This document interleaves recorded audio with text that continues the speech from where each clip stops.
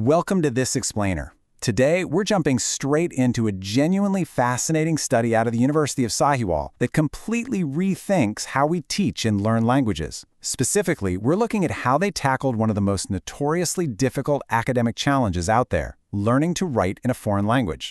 If you've ever tried to pick up a new language, you already know the universal struggle of staring blankly at an empty page. It's incredibly intimidating, right? You're suddenly paralyzed by this need to balance accurate grammar, syntactic patterns, finding the exact right vocabulary word, and trying to string together cohesive, creative thoughts all at the exact same time. It's a massive cognitive load. For English as a foreign language, or EFL learners, this hurdle can often feel totally insurmountable. Section 1. The Language Learning Struggle Beyond Rote Memorization. I want to start with this beautiful quote from the linguist David Crystal. He says, "It is language, more than anything else, which makes us feel human." Think about it. We learn languages to connect with people, to share our ideas, and to understand one another. And yet traditional schooling in so many regions, including where this study took place in Pakistan, relies almost entirely on rote memorization. We're talking robotic textbook drills that essentially strip the humanity and the actual communication right out of the learning process. You end up being taught how to pass a grammar test, not how to actually communicate an idea. Section 2. What is TBLT? Meet the hero. So, to fix this massive disconnect, researchers are turning to a powerful alternative approach. Meet task-based language teaching, or TBLT. This concept fundamentally flips the script on traditional education. As defined by experts like Rod Ellis, TBLT shifts the focus totally away from isolated grammar exercises and instead throws students right into real goal-oriented communication tasks. With TBLT, the goal isn't just to, use the past tense correctly. The goal is to accomplish a meaningful result using the language as your tool to get there. You can really see the stark contrast here. Traditional learning essentially traps you in isolated structures and textbook exercises with zero real-world context. TBLT, on the other hand, is goal-oriented, it's focused on real-world tasks, and it's driven by actual meaningful communication. It's kind of like the difference between sitting in a classroom memorizing the rules of the road versus being put in the driver's seat and told to navigate to a destination. Section 3. The Sahiwal Experiment, Testing the Theory. All right, so does this methodology actually work in practice? The researchers set up a highly controlled environment at the University of Sahiwal to find out. They took 30 third-semester undergraduate students who already had an intermediate level of English proficiency and split them right down the middle. 15 went into a control group, and 15 went into an experimental group. It's a classic scientific setup to measure real, tangible impact. Now, here is the most crucial detail about this study. It was incredibly short. They ran this entire experiment for just 3 weeks. They started with a pretest in week 1 to establish a baseline, ran the instruction period, and then finished up with a post-test at the end of week 3. Because this window is so incredibly tight, any results we see in the data had to happen super fast. Section 4. Traditional versus task-based, the 3-week clash. Let's look at what these students actually did all day.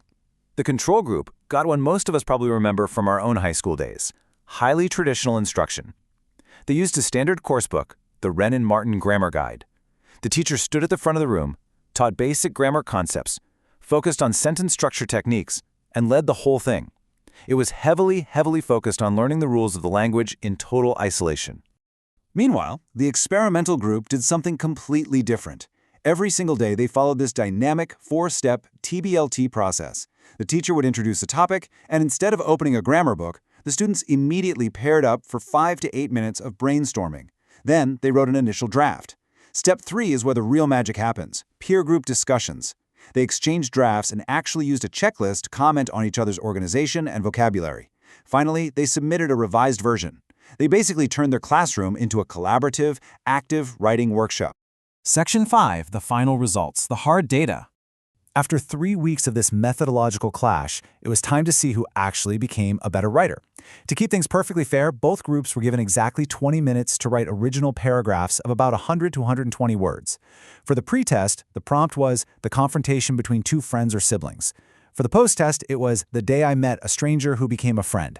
These paragraphs were then rigorously graded by 2 independent teachers out of 100 points, focusing on 5 specific metrics: content, organization, vocabulary, language use, and mechanics.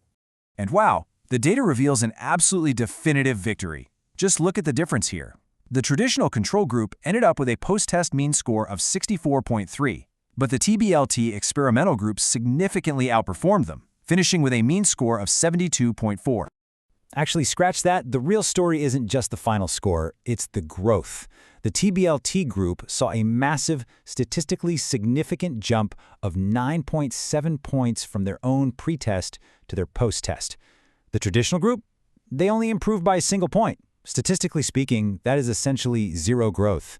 An almost 10-point jump in just 21 days of task-based learning is a truly staggering achievement. And when we look deeper into the metrics, you can see the TBLT students didn't just get better at writing generally, they made significant documented gains across the board. Because they were constantly brainstorming and peer reviewing, their vocabulary expanded. Because they were drafting to communicate a real idea, their content organization became much sharper. Their grammar improved naturally as a byproduct of simply trying to be understood by their peers. And check out that final metric, motivation. Researchers noted that while traditional students were pretty disengaged, the TBLT students showed high motivation, engagement, and confidence. Section 6. The big takeaway. Rethinking education. So, what do these numbers actually mean for the future of skill acquisition? The Sahiwal experiment proves a fundamental truth about how human beings learn. When we stop obsessing over memorizing isolated textbook rules and instead force ourselves to engage in actual meaningful task-based communication, our competence absolutely skyrockets. The traditional students memorized the rules, sure, but the TBLT students actually learned how to write. I'll leave you with this thought as we wrap up today's explainer. If just 3 short weeks of task-based learning can completely transform these students' abilities, how might you apply this to your own life? Whether you're trying to learn a new language for a trip, a coding framework for your job, or even just picking up a guitar, how can you ditch the flashcards today and start engaging in real, meaningful tasks? Thank you so much for exploring this data with me. I hope it totally changes the way you approach your next learning challenge.